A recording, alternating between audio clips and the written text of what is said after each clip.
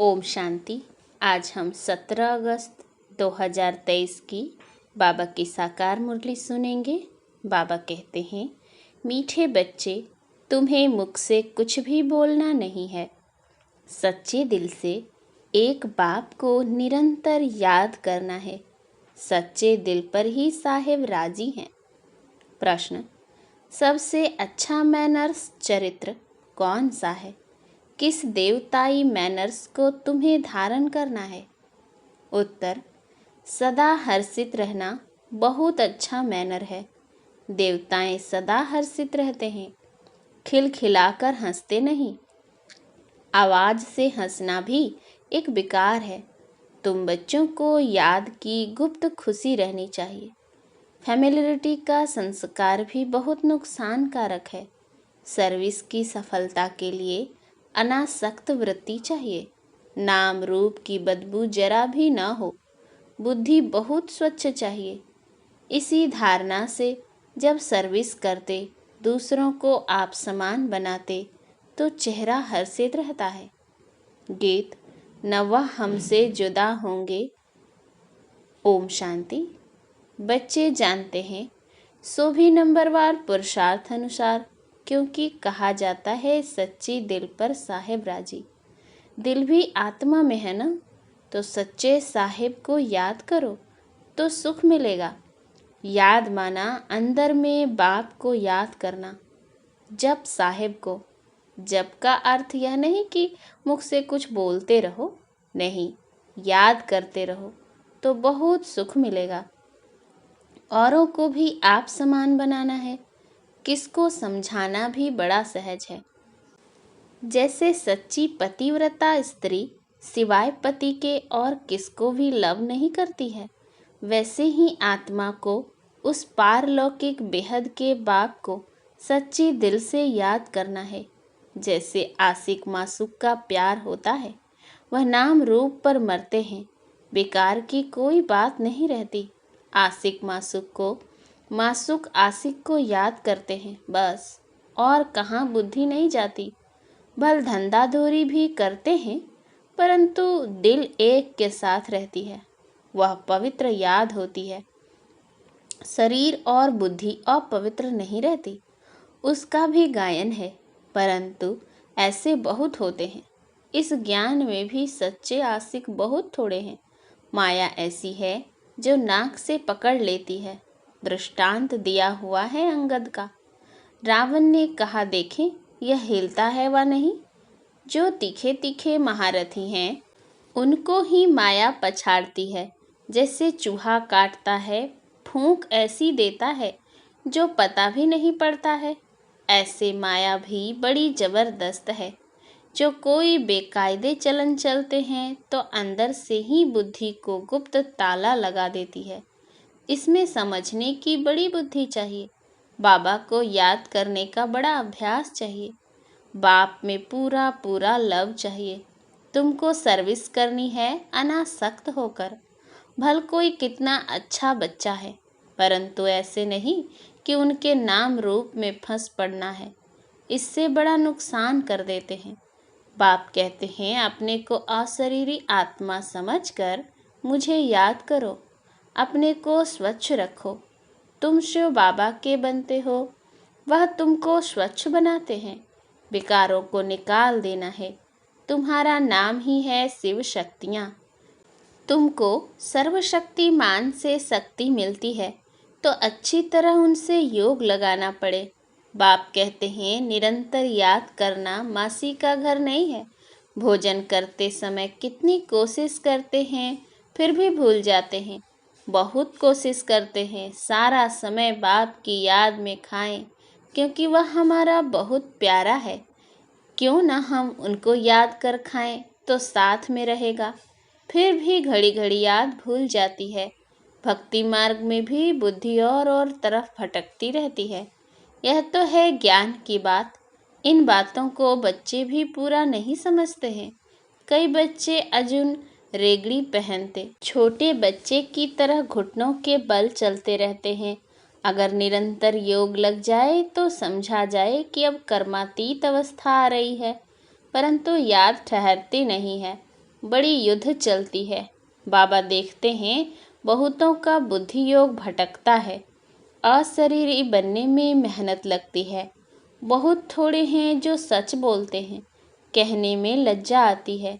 माया बड़ी दुस्तर है, एकदम माथा मुड़ लेने में देरी नहीं करती है। ऐसे नहीं, हम तो बच्चे हैं ही। युक्तियाँ भी बतलाई जाती हैं। पहले तो कर्मातीत अवस्था में जाना है, फिर है नंबरवार पद। बाबा जानते हैं बच्चों को माया बड़ा हैरान करती है, याद ठहरने नहीं देती है। बहुतों की अवस्था देखी जाती है, नाम रूप में फंस पड़ते हैं। अपने को अशरीरी समझने का अभ्यास करना है, क्योंकि बहुत समय से अपने को अशरीरी नहीं समझा है।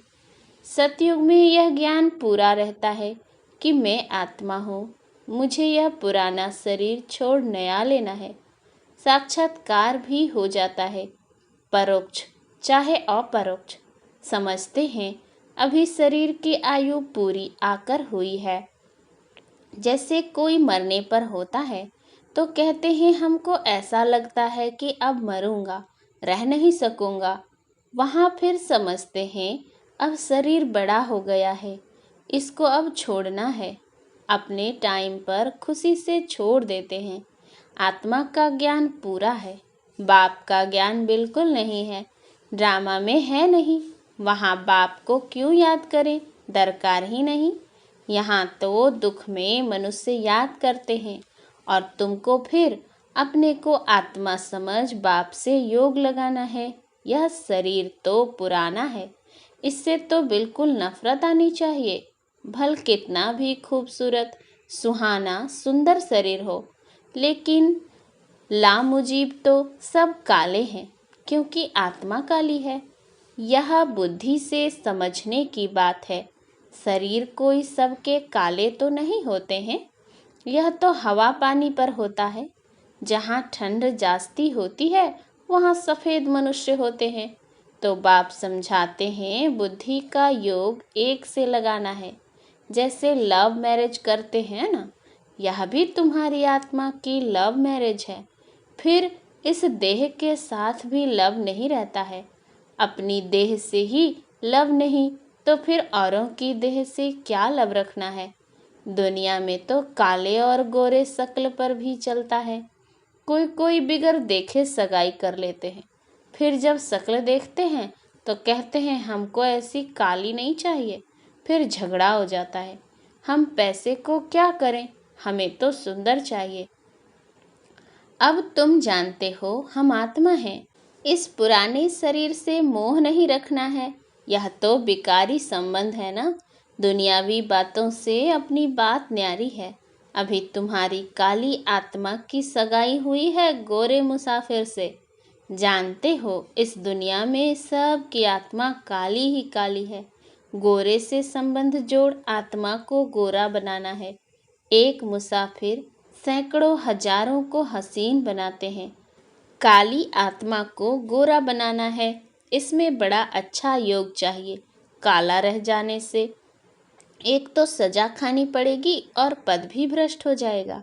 यहाँ किसके नाम रूप में नहीं लटकना है, बड़ी डिससर्विस हो पड़ती है। इसीलिए बाबा समझाते हैं खबरदार रहो, तुम माया की चक्री में आ गए हो, परंतु समझते नहीं, भावी छोड़ती नहीं, अपना पद भ्रष्ट कर देते हैं। बाप कहते हैं योग अग्नि से अपनी आत्मा को पवित्र बनाना है। यह है भट्ठी, बाप के साथ योग लगाना है। और तरफ बुद्धि जाती है तो व्यभिचारी ठहरा, सर्विस कर न सके, पद भी पा नहीं सकेंगे। योग अग्नि से ही खाद निकल सकेगी। योग है तो ज्ञान भी ठहरेगा। बाबा रूप भी है, बसंत भी है। तुम बच्चे भी जितना रूप बनते जाएंगे उतना ज्ञान की धारणा होगी। पहले आत्मा को पवित्र बनाना है। योग योग कहते हैं, परंतु तुम्हारे में भी कई योग का अर्थ नहीं समझते। योग के बिना अपने को अथवा भारत को पवित्र बना नहीं सकेंगे। भल सर्विस भी करते हैं, सेंटर खोलते हैं, परंतु माया नाक से एकदम पकड़ लेती है। अहंकार आ जाता है। हमने इतने सेंटर खोले हैं, देहाभिमान आ जाता है। बाप तो समझाते हैं अपने को आत्मा समझ, योग लगाओ बाप से, कोई भी विकर्म ना बन जाए। अगर बाबा को भूल कोई के नाम रूप में फंसते हो तो बड़ा नुकसान हो जाता है। यह बड़ी मंजिल है। विश्व का मालिक बनना कम बात है क्या? बाप की कितनी महिमा है, कितने मंदिर बनाते हैं उनके नाम पर। तुम जानते हो सोमनाथ का मंदिर किसने और कब बनाया? मंदिर भी नंबरवार बनते हैं। सोमनाथ के बाद फिर है लक्ष्मी नारायण का अथवा जगदम्बा का मंदिर। मनुष्य थोड़े ही जानते हैं कि सोमनाथ का मंदिर किसने बनाया। वह तो निराकार है। निराकार के पुजारी निराकार शिव को ही पूजेंगे, परंतु जानते नहीं तुम बच्चों में भी नंबरवार हैं। रात दिन सर्विस का ही ओना रहता है। ओना पूरा तब रहे जब देहाभिमान टूटे। देही अभिमानी बनना है। बाप के साथ पूरा योग लगाना है। उनका पूरा रिगार्ड रखना। मासी का घर नहीं है। माया के भूत योग तुड़वा देते हैं। यह तो बाप ही जानते हैं। कितने तो ऐसे नाजुक हैं जो कुछ कहो तो झट ट्रेटर बन बिगड़ पड़ते हैं। वह फिर अपना ही खाना खराब कर देते हैं। आश्चर्यवत बाबा का बनंती फिर भागंती हो जाते हैं, डिसर्विस करने लग जाते हैं। भागवत में भी मशहूर है, अमृत पीते पीते ट्रेटर बन फिर सताते हैं। बाप को कितना ख्याल रहता है, यह फलाना कच्चा है, कोई भी समय ट्रेटर बन नुकसान कर सकता है। बरोबर देखते हैं ट्रेटर बन नुकसान करने लग पड़ते हैं। फिर कितनी अबलाओं पर अत्याचार होते हैं। और सत्संगों में अत्याचार होते हैं क्या? यहाँ पहली बात है विकार छोड़ने की। विष छोड़ते नहीं हैं। कहते भी हैं फलाना स्वर्ग पधारा, परंतु हेवन क्या है कुछ जानते नहीं हैं। जैसे बिगर अर्थ कोई बोल दे ऐसे ही कह देते हैं। अब कितनी समझ आई है। बाप जानते हैं कौन अच्छे अच्छे फूल हैं। कोई हैं जिनमें नाम रूप में फंसने की बदबू नहीं है। ज्ञान के बिगर और कोई बात नहीं। योग भी पूरा चाहिए। कोई काले तो पहले से ही हैं, फिर और ही काले होते जाते हैं। इस लश्कर में हाथियों का भी लश्कर है, शेर शेरनियों का भी लश्कर है, घोड़े घोड़ियों का भी है, बकरे बकरियों का भी है। सब हैं। चलन से झट मालूम पड़ जाता है। यह तो जैसे रीढ़ भेड़ हैं, कुछ भी नहीं समझते। बुद्धि में बैठता ही नहीं, जैसे भैंस बुद्धि हैं। बाप कितना सहज करके बतलाते हैं, तुम आत्मा हो, तुम बेहद के बाप को याद नहीं कर सकते हो। हे आत्मा, तुम और सब तरफ से बुद्धि योग हटाकर मुझे याद करो। तुम याद नहीं कर सकते हो और मित्र संबंधियों आदि को याद करते हो। मुझे याद करने में क्या मुसीबत है? कहते हैं बाबा माया बुद्धि योग तोड़ देती है। अरे वर्षा गंवा बैठोगे, तुम बुद्धि योग पूरा लगाओ तो विश्व का मालिक बनोगे। बाप को थोड़े ही कभी भूलना होता है। देहाभिमानी बनने से ही तुम भूलते हो। तुमको बार बार कहा जाता है अपने को आत्मा समझो, बाप को निरंतर याद करो। जपो नहीं, आवाज नहीं करो। तुमको तो वाणी से परे जाना है। राम राम मुख से कहा तो देह अभिमान आ गया। अंदर सिमरन करना है। ऑर्गन्स का सिर्फ आधार लेना है। मैं आत्मा हूँ। शांति में रहकर बाप को याद करना है। बाबा है ज्ञान का सागर, नॉलेजफुल। उनमें सारी नॉलेज है। तुमको भी सिखलाते हैं। बाप को याद करने से तुम पवित्र बन जाएंगे, होली ताज मिलेगा। और सृष्टि चक्र को जानने से रत्न जड़ित ताज मिलेगा। डबल सिर ताज बन जाएंगे। याद से ही विक्रम विनाश होंगे, नहीं तो धर्मराज के डंडे खाने पड़ेंगे, पद भी भ्रष्ट हो जाएगा। इसीलिए बाप को याद करना है। फिर खुशी भी चाहिए गुप्त।